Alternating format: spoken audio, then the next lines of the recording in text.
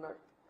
ఇంత దరిద్రమైన పొలిటీషియన్ ఈ దేశంలో ఎవరూ లేదు అని కేసీఆర్ గారు ఎప్పుడు చెప్తారే అదే నిజమని మరోసారి ప్రూవ్ చేసుకున్నారు. సో ఏదైతే ఈరోజు నేషనల్ డైరీ రీసెర్చ్ ఇన్స్టిట్యూట్ పరిశోధన చేసి ఇచ్చిందో దాంట్లో జంతు కొవ్వు కానీ పంది కొవ్వు కానీ ఫిష్ ఆయిల్ కానీ లేదని ఆ రిపోర్ట్ని సిబిఐ కోర్టు ముందు ఉంచింది.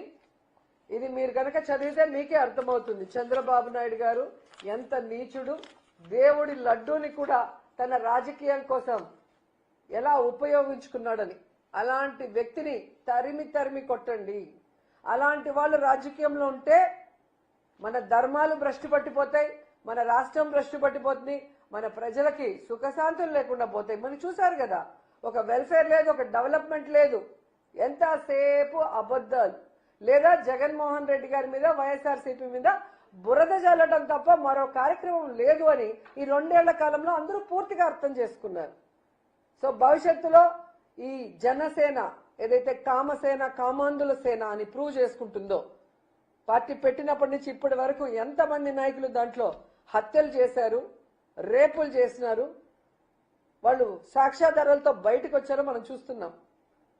అంటారు కదా యదా రాజా తదా సేన.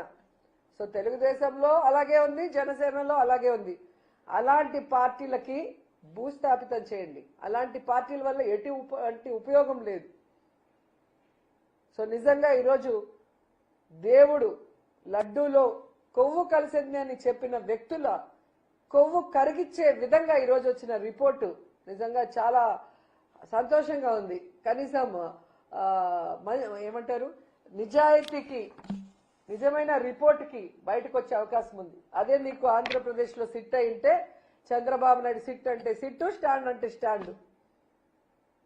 నిజాలు బయటికి రాకుండా సమాధి చేస్తుంటారు. అనేక విషయాల్లో మనం చూసాం. ఎప్పుడు ఏది జరిగినా ఒక కమిటీ